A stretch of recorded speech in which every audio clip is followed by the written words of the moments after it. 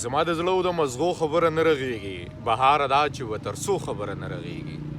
زما د زړه او د مزغو خبره نه رغېږي، بهاره دا چې و تر څو خبره نه رغېږي. مونږ دغه نه کوو چې پاسو ورله روغه وکړو، مونږ دغه وایو د پلانکو خبره نه رغېږي. دا سړي نه دي په یو انچ پوله وران شوي داسې، اوس یې په انچ نه په پټو خبره نه رغېږي. دا سړي نه دي په یو انچ پوله وران شوي داسې، اوس یې په انچ نه په پټو خبره نه رغېږي. دواړه راولېږي په یو بل ګزارونه کوي، بندو پنجرو کې د مرغو خبره نه رغېږي. پلار مې ویل راته بهاره زویه دا ولیکه په ګډو وډو رویو خبره نه رغېږي. سلامونه ملګرو، ستاسو ملګری نیازه خان یم او ادبي خپرونې له د وصال مازدیګر لپاره بیزو خر کې تللی وم.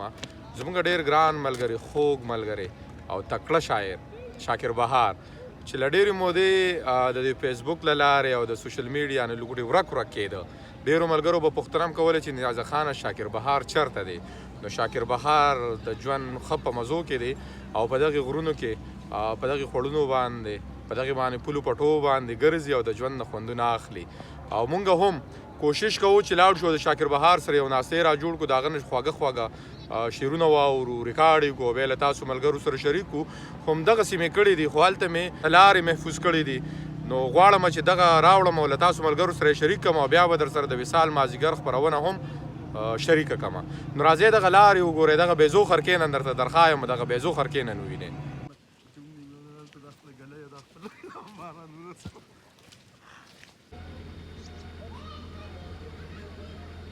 ما ته دا وی مې بس نیازه خان مې پکې دک کوي پوه شوې چې به یې مونږ د خپل مینوال دپاره دا باران او دا ګالی ده پوه شوې او ستاسو دپاره روان یو او دا سختې راتې په ځان ډېر په دې غر کې راګوټ وو او دا کیسې بس دا برابر دا وګورئ ښه ملګرو، دا ملګري بیا په موږ پسې دا خبرې هم کوي که نه چې یاره دا د ملګرو له روان یو، زمونږ خو سور لګي، باران لګي که نه او دغه پټي مو لګي که نه، دا ملګري ټول پیدل روان دي.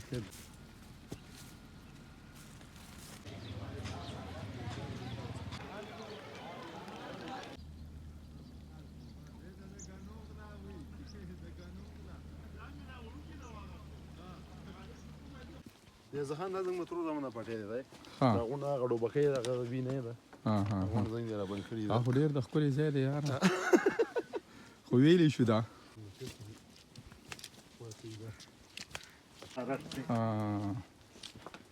شاکر په ارام ګورې نن دې سیاره په ګردش کې